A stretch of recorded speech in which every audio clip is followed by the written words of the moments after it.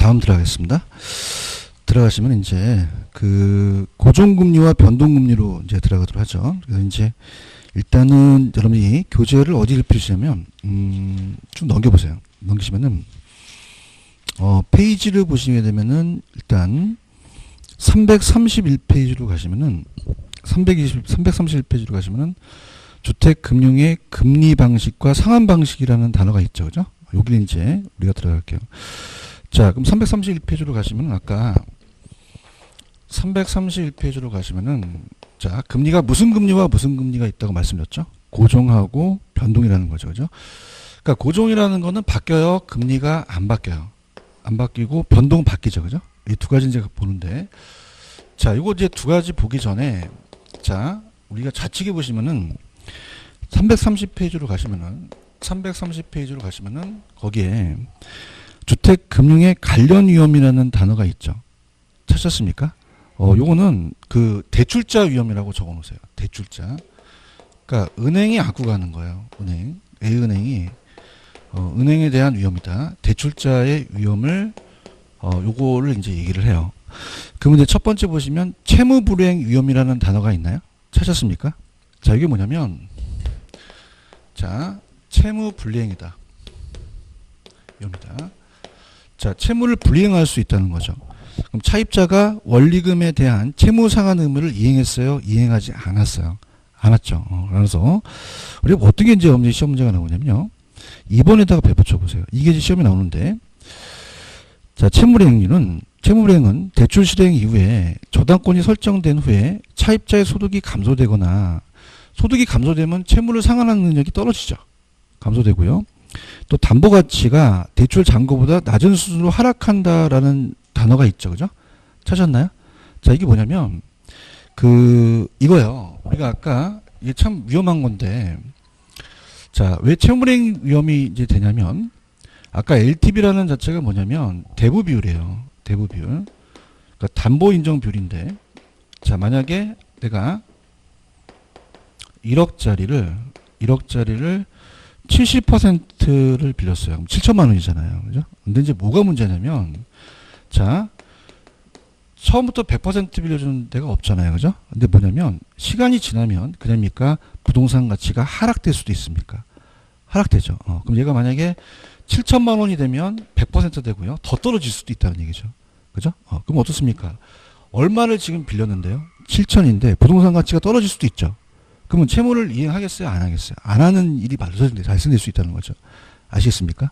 그래서 우리가 그 담보에 대한 어떻습니까? 그 저당권 설정된 후에 차입자의 소득이 감소되거나 채무상환 능력이 감소되거나 자, 부동산 가치가 대출 잔고보다 그냥입니까? 좀 낮은 수준입니까?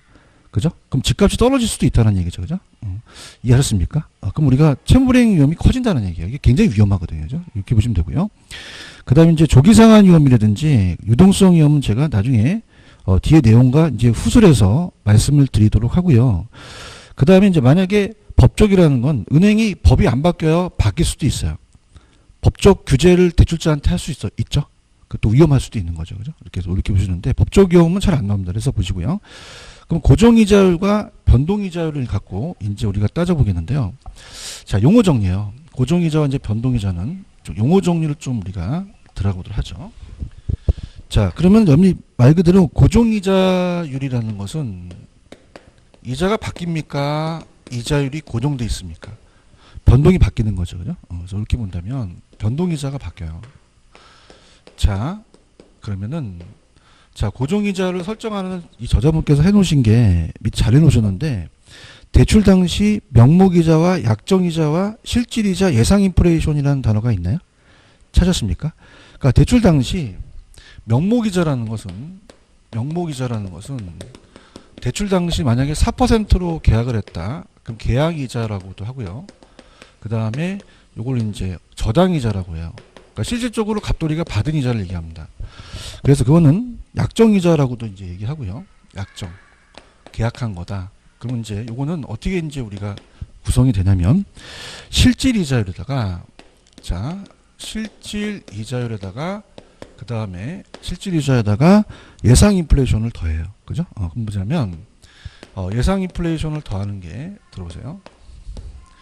자, 예상 인플레이션을 더한다는 것은, 자, 그러니까 이런 겁니다. 자, 지금 4%로 실질적으로 명목을 계약을 했지만은, 인플레가 발생 안 돼요. 발생될 수도 있어요. 발생될 수 있죠. 그죠? 만약에 1%가 발생됐다면, 실질적으로 먹는 건 3%밖에 안 된다는 겁니다. 그죠? 그 뭐냐면, 내가 명목소득이 4% 올라갔다고 좋아합니까? 인플레를 고려합니까? 그죠? 그러면 내가 몇 %밖에 못 먹은 거야. 3%밖에 내 임금이 안 올라간 거죠. 그런가요? 그래서 이 실질이자라는 건 어떻게 구하냐면 앞쪽에 저자분이 해놓으셨던데 명목이자율에다가 예상 인플레를 빼요. 그러면 4%에서 1%를 빼면은 그럽니까? 요건 3%가 됩니까? 3%가 되니까 이게 실질이자라는 거죠. 그죠? 그래서 이거를 어디다 놓으셨냐면 앞쪽으로 한번 가보세요. 가시게 되면은 324로 가보세요. 324로 가시면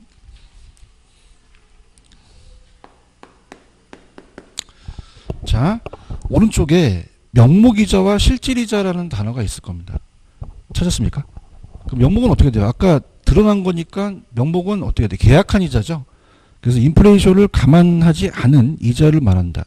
이에 비해 실질이자는 인플레이션을 감안했기 때문에 조정한 이자율로 명목이자율에서 인플레이션을 뺀 거잖아요. 그죠? 그러니까 뭐냐면 잘 보세요.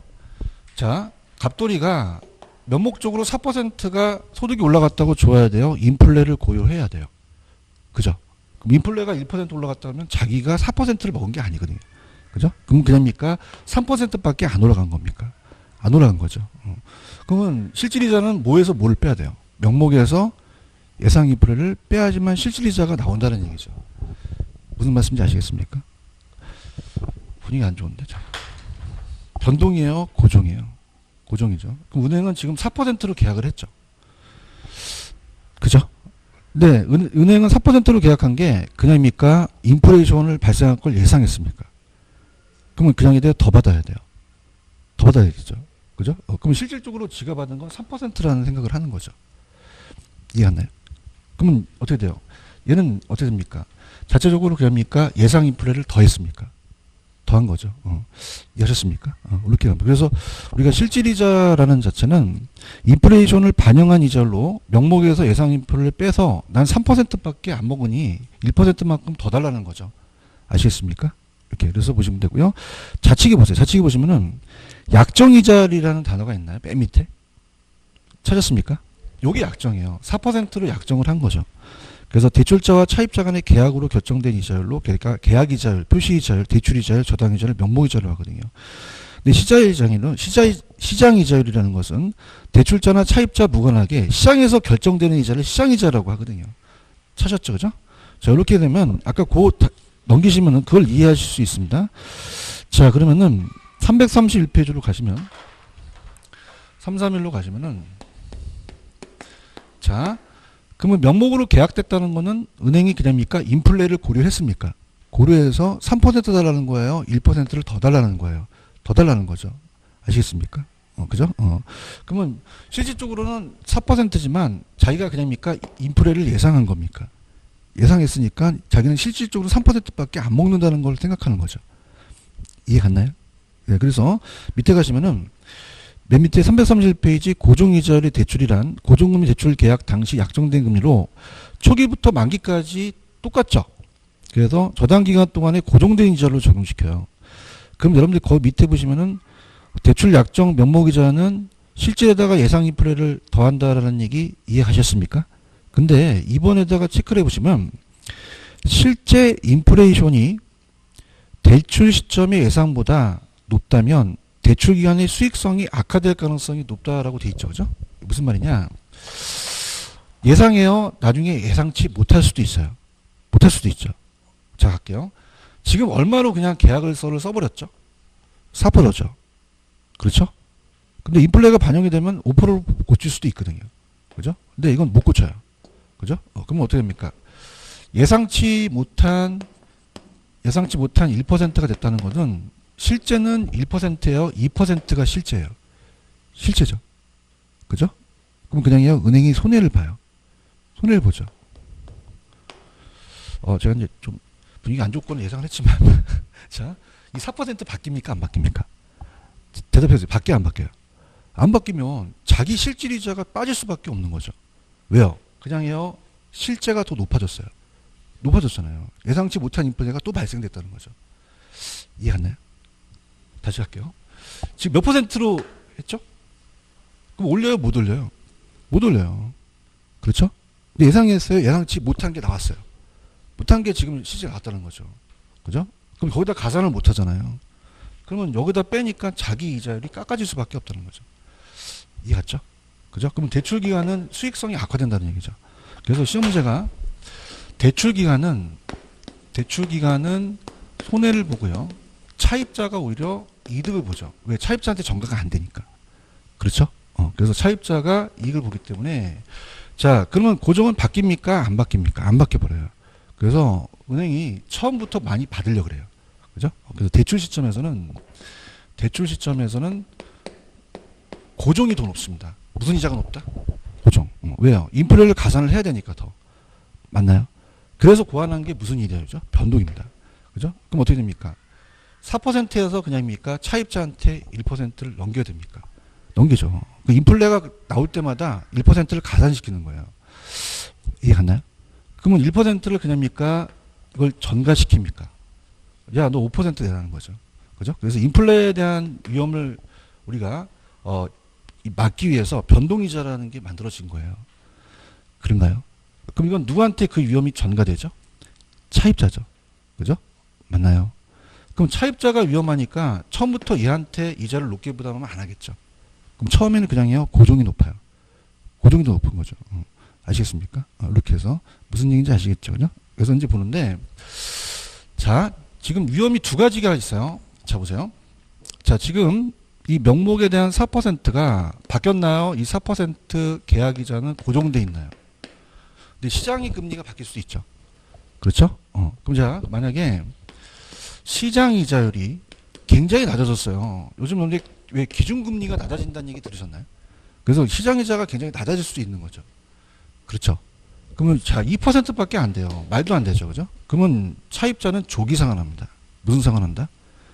만기까지 안 가려고 하겠죠. 그죠? 맞나요? 그럼 시장 이자가 하락하잖아요. 그럼 차입자는 기존 대출을 유지하겠어요? 조기 상환해요. 조기 상환해서 만기 전에 변제를 해버린다는 거죠. 그런가요? 그러면 우리가 조기 상환을 하게끔 되죠. 그럼 은행이 왜 조기 상환 수수료를 부과시킨다는 얘기 들어보셨죠? 페널티를 가요. 그죠? 그래도 조기 상환 해버리면 은행이 안 위험합니까? 위험합니까? 위험해요. 그래서 이 대출자가 안고 가는 것을 값에 조기 상환 위험. 조기 상환 위험. 이게 굉장히 위험하거든요. 왜냐하면, 자, 보세요. 자, 조기 상환 위험이 왜 위험하냐면, 얘는 그냥입니까? 이제 상환을 합니까? 그럼 이자가 들어와요? 안 들어와요? 안 들어오고 이걸 갈아타려면 또 시간적인 여유가 또 있어야 되잖아요. 그런가요? 그래서 여러분들이 담보대출을 받으면 그래서 조기 상환 수수료를 얘기를 하는 거예요. 그죠? 아시겠습니까? 근데 시장 상황이 만약에 반대로 시장 이자율이 올라가요. 그럼 시장 이자율이 올라가면은 갑돌이가 빌린 거보다 밖에 있는 시장 이자가 만약에 뭐 7%다. 그러면 그냥요, 현상 유지하겠어요. 유지하려고 하죠. 그런가요? 그러면 조기 상환해요? 이제 안 하려고 그래요. 그럼 또 은행이 수익성이 악화된다는 얘기죠. 이해 갔나요? 그럼 우리가 오히려 차입자는 조기 상환을 할 것이라 기존 대출을 유지하려고 한다. 유지하려고 하죠. 그죠? 그러면 기존 대출을 유지하기 위해서, 그러면 어떻게 꼬시려니까 잔고를 할인시킨다고 막 꼬시거든요. 그죠? 그래도 안 들으면 은행이 그 정도 시장이자에 대한 위험이 생길 수밖에 없어요. 따라서 이자율 위험. 이자율 위험이라고 하거든요. 이자가 높아졌는데 못 받으니까 금리 위험이 생긴다는 얘기예요. 무슨 얘기 아시겠습니까? 그럼 고정은 그냥입니까? 인플레에 대한 거를 대출자가 안고 가야 됩니까? 대출자가 안고 가야 되는 거죠. 그래서 초기에 얘가 높을 수밖에 없어요. 맞나요? 그럼 인플레에 대한 위험을 자기가 차입자한테 전가시키기 위해서 나온 게 무슨 이자다? 변동이라는 거죠. 아시겠죠? 들어볼게요. 지금 331페이지 보고 있나요? 찾았습니까? 그러면 3번 시장금리가 대출 약정이자보다 낮아진다면요. 차입자가 불리할 것이다. 넘겨보세요. 그러면 차입자가 그냥요. 조기 상환을 해요. 그럼 대출 기간은 어떻습니까? 차입자의 조기 상환 위험에 항상 노출될 수밖에 없는 거죠. 그러므로 이에 대응하기 위해서 얘네들은 그냥입니까? 조기상환 수수료를 또 부과하거나 통상적으로 고정금리는 변동금리보다 낮습니까? 높습니까? 높아버려요. 인플레를 가산을 먼저 해야 되니까. 그렇죠? 그럼 조기상환을 할 경우 일정 기간 차입자한테 벌칙을 조기상환 수수료를 부과하는 것이 보통이겠죠. 그런가요? 그래서 요게 이제 아까 제가 넘겨보세요. 넘기시면은 제가 아까 안 했던 게 331페이지 나와요. 대출자의 위험이. 가시면 매니에 가시면 따라보세요. 조기상환 위험. 요거 이제 이해 가시겠습니까? 만기 전에 변제를 한다는 거죠. 시장금리가 하락하니까 얘가 가만히 있지 않고 다른 걸 갈아타요. 그럼 시장금리가 높을 때 약정보다 낮을 때 차입자가 기존 금리를 대출의 대부기간 만기 전에 조기상환해버리죠. 그런가요? 그래서 이러한 조기상환이 발생했을 때 대출자는 이자적인 손해를 볼 수도 있고 막 그러니까 아까 이제 이자 위험을 이제 감소할 수밖에 없고요. 그럼 조기상환 위험이 고정대출일 때 특히 심각합니다. 그럼 대출자는 이를 방지하기 위해서 무슨 상환 수수료를 부과시킨다 그래요. 조기상환 수수료죠. 이게 굉장히 커요. 조기상환 수수료가. 그죠? 그래서 굉장히 이게 많은 게 좀 부담이 됩니다. 조기상환 수수료가. 찾았습니까? 그래서 조기상환 수수료. 그렇다고 해서 대출자 이자 위험이 완전히 제거된 건 아니지만, 그렇지만 조기상환 위험이 생긴다는 거죠. 자, 그 다음에 잘 따라오셨습니다. 그 다음에 332페이지로 한번 가보세요. 332페이지 가시면은, 거기 보시면은 변동이자율 대출 방법이라는 단어가 있나요? 찾았습니까? 그럼 어떻게 돼요? 아까 차입자한테 그 위험을 전가시키는 게 그냥요 변동이에요. 그럼 명목을 높일 수밖에 없죠. 그죠? 그럼 그때 인플레를 고려해서 올리겠다는 얘기예요. 근데 그것이 밑에 박스 보시면 변동금리가 지표금리가 이건 이게 안 나오고 다시 기준금리를 좀 고쳐주세요. 지표금리가 잘못된 건 아니에요. 인덱스를 번역하신 건데 우리가 대출금리라는 자체는 지표금리라는 표현보다는 우리가 기준금리라는 표현이 나와요. 여러분들 왜 한국은행이 막 기준금리를 높였다 낮췄다 하잖아요. 그죠? 요거 이제 기준금리고 거기다 스프레드, 가상금리를 더하거든요. 자, 그러면은 들어보세요. 자, 아까 우리가 예대 차이를 먹는다 그랬어요. 예대 차이. 그래서 만약에 A은행이 있으면 자, 갑돌이가 얘한테 1억을 예치시킵니다. 그냥입니까? 예금금리를 받습니까? 예금금리를 받죠. 아까 예금금리가 높다 그랬어요. 예금금리가 굉장히 낮다 그랬어요. 낮다 그랬죠. 그죠? 그래서 만약에 요즘은 제가 알아봐도 뭐 연 2% 주면 진짜 많이 주거든요. 이거는 뭐 제1금융권이 가장 뭐 VIP가 받는 거예요. 그죠? 새마을금고 같은 데가 2% 주는데. 근데 우리가 담보대출은 어떻게 돼? 이거보다 적게 받아요? 더 많이 받아요? 많이 받을 수 있죠. 그런가요? 자, 그러면 이건 실질적으로 그냥 갈게요. 1.5입니다. 1.5밖에 안 돼요. 지금은. 뭐 1.9까지도 가는데 1.9라고 합시다. 실질적으로 봐야 되니까. 그죠? 제가 지금 실무적으로 지금 대출 받고 있으니까. 근데 을돌이한테 담보대출을 해요. 자, 대출금리가 약간 낮아지긴 했어요. 낮아지긴 했는데 나중에 이제 고정금리를 받아버렸지만 얘는 4%대가 있었거든요. 그죠? 그럼 예대 차이를 먹어서 얘를 더 받는 거죠. 맞습니까? 맞나요? 그럼 이 예금금리가 바로 이 기준금리와 관련돼요. 무슨 금리와 관련된다? 그럼 얘는 기준금리보다 무슨 금리를 더 받아야 되죠? 그래서 가산의 스프레이드를 제가 차입자, 마진을 그 차입자마다 가산금리를 더해버립니다. 그러면 차입자에 따라서 가산금리가 똑같을까요? 신용에 따라 다를까요? 다르죠. 그래서 이 기준금리는 자, 요게 그 예금이자율의 개념이에요. 무슨 이자이다? 예금. 그래서 물론 딱 예금이자라고 보지는 않지만 예금이자율을 반영을 한다는 얘기죠. 그죠? 그래서 얘가 인플레에 따라서 인플레이션에 반영이 돼요. 인플레이션에 반영이 되고요. 그 다음에 얘가 항상 변동을 합니다. 그 다음에 가상금리는 처음에 실적에 따라서 고정된 거죠. 그래서 바뀌는 것은 기준금리가 바뀌어요. 무슨 금리가 바뀐다? 그럼 기준금리 높으면 대출금리가 높아지거든요. 이해 갔나요? 이렇게. 그래서 우리가 실질적으로 근데 저는 불만인 게 많이 은행에다 얘기하는데요. 지금 여러분들 왜 한국은행이 기준금리를 낮췄다는 얘기 많이 하죠. 그러면 그냥입니까? 예금금리는 바로바로 낮춥니까? 낮추죠. 얘네들이 예금금리를 줘야 되니까. 대답해보세요.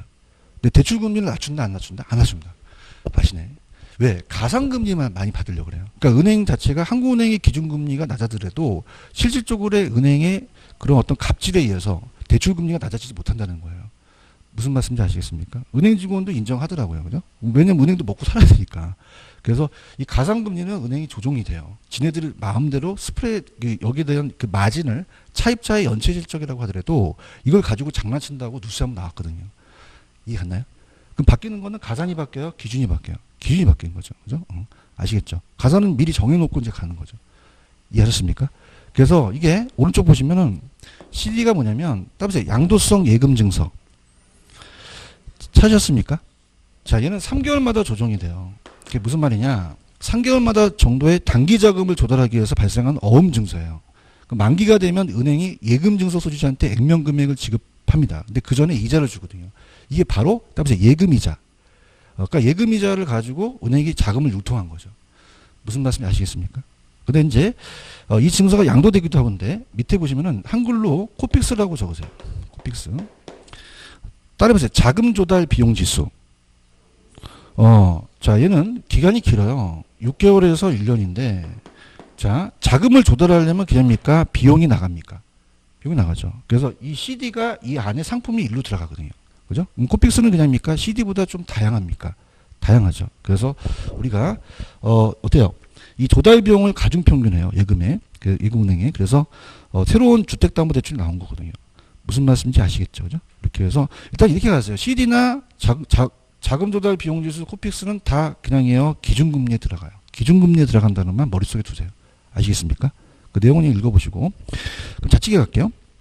자, 여기 갑니다. 변동이자율 저당 대부는 이자의 변동위험 전부 혹은 일부를 누구에서 누구로 전가시킨다는 거죠. 대출자에서 차입자한테 전가시키기 위해서 고안된 거죠. 찾았습니까? 자, 일로 와보세요. 아까요. 고정은 그냥 있어요. 명목이 안 바뀌어요. 그럼 예상치 못한 인플레가 발생돼도 이건 안 바뀌어 버려요. 근데 변동은 안 바뀌어요. 바뀌어요. 그럼 이거를 높여버리는 거죠. 아시겠습니까? 그냥입니까? 인플레를 고려한 겁니까? 고려해서 누구에서 누구한테 전가시키는 거예요. 대출자에서 차입자한테 그 인플레에 반영되는 이자를 전가시키는 거죠. 맞나요? 그래서 고정이에요? 변동이에요? 왜? 그때그때 다르니까. 아시겠나요? 그럼 종래의 고정이자의 저당대부에 이자의 변동 위험을 전적으로 대출자 부담하는 약점을 보완하기 위해서 고안된 이자가 나오게 된 거예요. 그럼 우리나라의 기준금리는 CD가 양도성 예금증서라고 했었죠. 근데 코픽스가 자금조달 비용지수인데 실무적으로는 코픽스를 많이 사용합니다. CD를 많이 사용한다. 요즘 코픽스 쓴다. 코픽스를 많이 사용해요. 그죠? 자, 그 다음에 3번에 보시면 그럼 일반적으로 일정 기간마다 금리가 그냥입니까? 조정되는 방식입니까? 조정되죠. 그럼 다른 조건이 동일할 때 변동금리 주택담보대출의 조정기기가 자 이렇게 보세요. 여러분들 자 우리가 은행은 이제 복리라든지 여러 가지 이자를 받는다면 저 그때그때 빨리빨리 바뀌는 게 좋죠. 그래서 조정주기를 짧게 할수록 은행이 좋아요. 그죠? 길게 할수록 짧게 할수록 금리기간은 금리 변동 위험을 차입자한테 전가시키죠. 이해 갔나요? 이렇게. 그럼 변동금리 저당대출에서 금리 위험이 차입자에게 대부분 전가되므로 고정보다는 초기 이자가 높아요. 초기 이자가 낮아요. 낮죠. 아까 제가 초기 이자는 누가 높다 그랬죠? 고정이 높죠. 왜? 은행이 얘는 안고 가니까. 아시겠나요? 근데 변동은 누가 안고 가는 거죠? 차입자. 그럼 은행이 위험해요? 위험하지가 않아요. 그럼 더 안 받아도 되는 거지. 낮게 받아도 되는 거죠. 아시겠죠? 그죠? 아니, 상식이에요. 여러분 차입자 입장에서는 변동은 그냥 해요. 내가 위험해요. 위험하죠. 차입자가. 맞아요? 그럼 고정보다 높게 한다면 하겠어요? 안 하겠어요? 안 하죠. 왜? 그죠? 근데 시장 상황이 어떻게 될지 모르니 나는 그걸 네가 나한테 가산시키기면 시켜라. 나는 그냥 낮은 게 좋겠다. 그러면 이걸 가는 거고 처음부터 그냥 높더라도 고정은 그냥입니까? 못 바뀝니까? 못 바뀌니까 난 인플레에 대한 걸 내가 나한테 너 전가시키지 말라는 얘기죠. 아시겠습니까? 그러면 여기서 생각해 보세요. 그러면 고정은 바뀌지 않으니까 그냥요 은행이 위험해요. 그죠? 그 위험할수록 그냥요 더 달라 그래요. 더 달라는 거고 얘는 좀 낮게 달라는 거죠. 아시겠습니까? 이렇게. 그래서 그렇게 하시면 뭐 거의 완벽하게 끝낸 거라고 볼 수 있어요. 이해하셨습니까? 근데 우리가 시험 문제 나온 게 4번에다 별표 쳐보시면 돼요. 자, 여러분들 분양가 상한제라는 얘기 들어오셨죠? 자, 그럼 분양가 상한제는 뭐냐면 하한제예요, 상한제예요. 자, 분양가를 상한시킨다는 건 뭐냐면 최저임금제라는 얘기 들어보셨나요? 최저는 하한제는 뭐냐면 이 밑으로 못 내리게 하는 거예요. 그런가요? 근데 이건 최고가격제거든요. 이 뜻이 뭘까요? 그냥입니까? 못 올리는 겁니까? 상한을 설정한다는 건 그 위로 못 올게 받는 거거든요. 그런가요? 자, 그럼 이따가 보여드리는데 보세요. 자, 고정이 높고요. 변동이 낮아요. 차입자가 위험하거든요. 그죠? 만약에 변동이자가 굉장히 많이 전가되면요. 그냥입니까? 얘가 채무불이행 가능성이 커집니까? 커지죠. 변동이자가. 그럼 차입자는 변동이자는 채무불이행에 대한 게 굉장히 강하거든요. 그죠? 그럼 그냥입니까? 차입자가 위험합니까? 위험하죠. 그죠? 그럼 차입자가 위험하면 가계부채들이 많아지잖아요. 그럼 그냥요, 국가가 나서야 돼요. 나서서 은행한테 상한을 설정하고 그 이상 받지 못하는 거죠. 그래서 따라서 금리 상한. 찾았습니까? 그럼 금리 상한은 그냥요, 못 올리게 하는 거예요. 분양가 상한제 들어보셨어요? 상한제? 자, 이건 그냥요, 저소득층들을 위한 거예요. 그죠? 그럼 가격을 올리라는 거예요? 내려서 못 올리게 만든 거죠. 맞나요? 그럼 이건 하한입니까? 상한입니까? 밑으로 못 내리게 하는 거예요? 위로 못 올리게 하는 거예요? 그럼 대출자를 위한 걸까요? 차입자를 위한 걸까요? 차입자를 위한 거죠. 여러분들 화이팅. 누굴 위한 거라고요? 차입자. 지금 보고는 있어요? 금리 상한을 설정했다는 건 누구를 위한 거라고요? 차입자. 못 올리니까. 아시겠습니까? 그래서 금리 상한은 변동금리 대출을 받는 차입자가 금리 상한 이상으로 금리가 상승했을 때 되는 변동운동을 줄일 수 있다는 거죠. 이해 갔나요? 그러니까 이런 겁니다. 물론 은행도 도산되면은 기업이 도산돼요.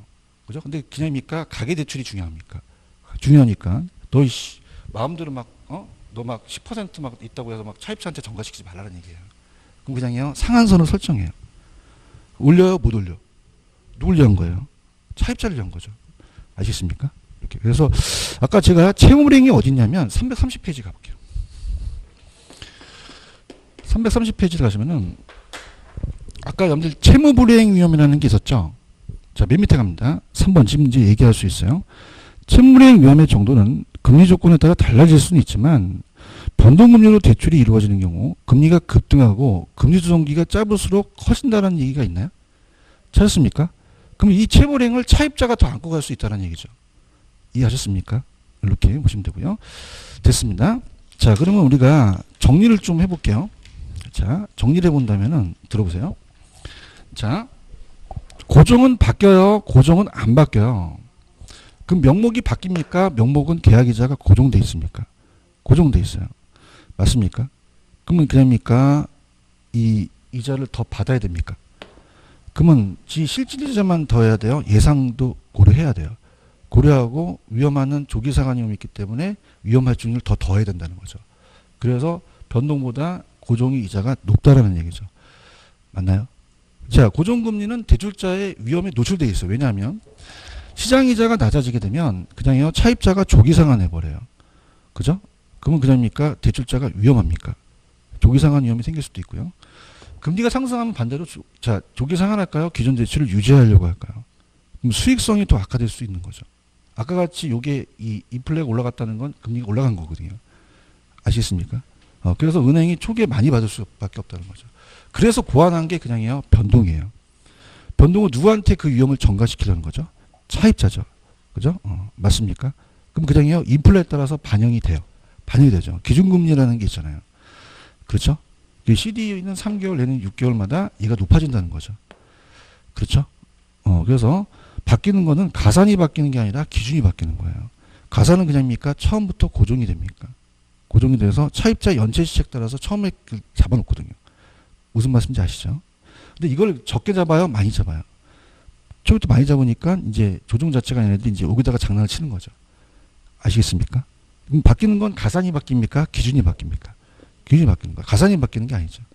이해하셨죠? 그죠? 그래서 얘는 3개월마다 바뀌고 얘가 6개월마다 바뀐다는 거죠. 아시겠죠?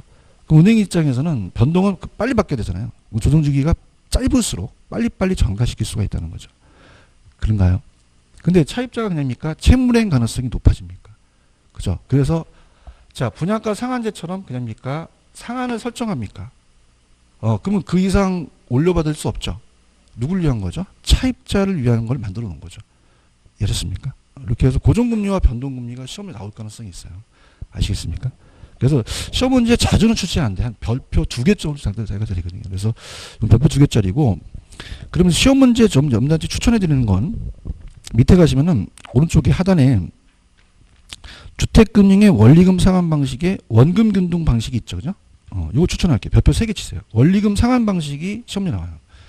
자, 이게 이제 여러분들한테 말씀드리면, 자, 우리가 갑돌이가 A은행한테 대출을 받아요. 자, 그래서 1억 대출을 받아서 상환을 합니다. 그러면 10년을 상환을 하는데 10년 기간이 전체 기간이냐면, 자, 거치 기간이라는 걸 더 둬요. 무슨 기간이다? 그럼 거치 기간 동안에 이자만 납부하라는 겁니다. 뭐만? 이자만. 그래서 우리가 3년 거치, 7년 상환이라는 것은 3년 동안은 이자만 납부를 하라는 거예요. 뭐만 납부한다? 그럼 거치 기간이 끝나잖아요. 그럼 원금도 같이 갚아라 그래요. 그죠? 그러면 이자만 내라 그래요. 원금도 같이 내라 그래요. 그 상환 방식을 얘기를 하는 거예요. 그래서 원리금 상환 방식이 되는 거죠. 아시겠습니까? 그러면 원금만 내야 돼요. 이자도 내야 돼요. 내야 되죠. 그죠? 그 상환 방식이 3가지가 있다는 거죠. 그래서 원리금 균등 상환 방식, 원리금을 균등하게 내는 균등 상환 방식이 있고요. 대출 상환 방식입니다. 그 다음에 두 번째가 원금 균등 상환 방식. 그 다음에 세등식이라는 게 있어요. 이해하셨습니까? 그럼 얘는 공통적인 게 원금만 내요, 이자도 내요. 같이 내는데 그 방식이 다르다는 거죠. 그런가요? 그 다음 또 하나가 원금 만기 일시 상환이라는 게 있어요. 자, 이건 굉장히 이자가 많이 들 수밖에 없는데 들어보세요. 그럼 원금 만기 일시 상환이라는 건요. 자, 얘는요. 원금을 만기해 갖고 이자만 내라는 겁니다. 그죠? 근데 좋은 게 아닌 게 들어보세요. 그냥입니까? 중간에 상환을 하나도 안 했습니까? 그럼 이자를 더 내라는 거예요. 나중에 가서는. 이해하셨습니까? 그래서 얘는 더 나중에 가서는 더 갚아야 할 금액이 많아질 수밖에 없어요. 상환이 됐어요, 안 됐어요? 안 됐거든요. 그러니까 무슨 말이냐? 자, 우리가 만약에 1억에 연 10% 이자율이라는 것은, 자, 들어보세요. 자, 원금 균등이라는 것은, 자, 1억에 만약에 10년 상환이다. 10년 상환이고 연 10%라는 것은, 자, 10년이면 1,000만 원씩 원금을 상환해요. 얼마씩 상환한다? 그러면 원금이, 들어보세요. 1년에 1,000만 원. 그럼 2년에 1,000만 원이면, 자, 이자를 한번 생각해 보세요. 자, 이자는 남아있는 금액에 적용시켜요. 무슨 금액에 적용시킨다? 남아있는 금액에 적용시키거든요. 그런가요? 그럼 어떻습니까? 만약에 처음에 이자를 처음에 많이 낼 수밖에 없죠. 그죠? 그래서 어떻습니까? 1억의 10%는 1,000만 원까지 내야 되니까 부담이 크다는 거예요. 처음에 이자가. 그런가요? 그러면 갈수록 그냥입니까? 이자 부담이 줄어듭니까? 줄어들죠. 그럼 나중에 가서는 더 많이 줄어들겠죠. 그런가요? 그러면 어떻게 됩니까? 자, 이자율이라는 건 상환된 금액이에요. 남아있는 금액이에요. 그럼 1억에서 1,000만 원 빼면 9천만 원이 남잖아요. 그럼 9천만 원에 대한 10%는 900만 원이 되거든요. 그런가요? 그러면 얘는 위험한 거죠. 얘는 상환했어요, 안 했어요? 안 했기 때문에 나중에 그 원금에 대한 것을 다 갚아버리게 되면 거기 이자가 굉장히 많이 물리겠죠. 아시겠습니까? 그러면 얘는 그냥입니까? 이자만 냅니까? 이자만 내죠. 그래서 얘네들 4개의 상환 방식이 시험에 나와요. 아시겠어요? 그래서 일단 원금 만기시 상환부터 보여드릴게요. 원금 만기시 상환은, 자, 페이지 337로 한번 가보세요. 337로 가시면은 양가로 5번에 원금 만기시 상환이라는 게 있나요? 자, 뭐만 내죠, 얘는? 매월? 이자만 내는 거죠. 그 원금은 만기시 상환하겠다는 거죠. 대출 기간 동안 원금은 전혀 상환하지 않고 이자만 상환하는 거죠. 그럼 여러분들은 속으로는 좋겠죠. 그죠? 그런데 그냥입니까? 원금은 상환 안 했습니까? 그러면 나머지 원금에서 이자를 많이 부담시키겠다는 거죠. 그러면 우리가 결론은 좀 더 어려운 게 되겠어요. 아시겠습니까? 아니, 암만 이게 지식이 없더라도 생각해 보세요. 이자만 내라는 자체는 그냥입니까? 좋습니까? 좋잖아요. 근데 원금이 상환됐나요? 안 됐나요? 그럼 상환된 금액이 없잖아요.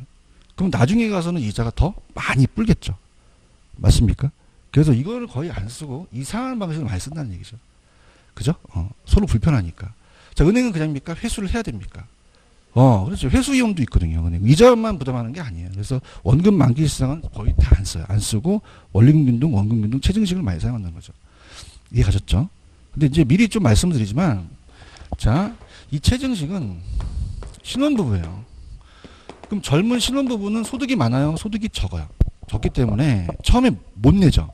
그러니까 처음에는 조금 내고 점점 소득이 증가할 수 있을 만큼 내라는 얘기죠. 그게 체증식이에요. 무슨 식이다?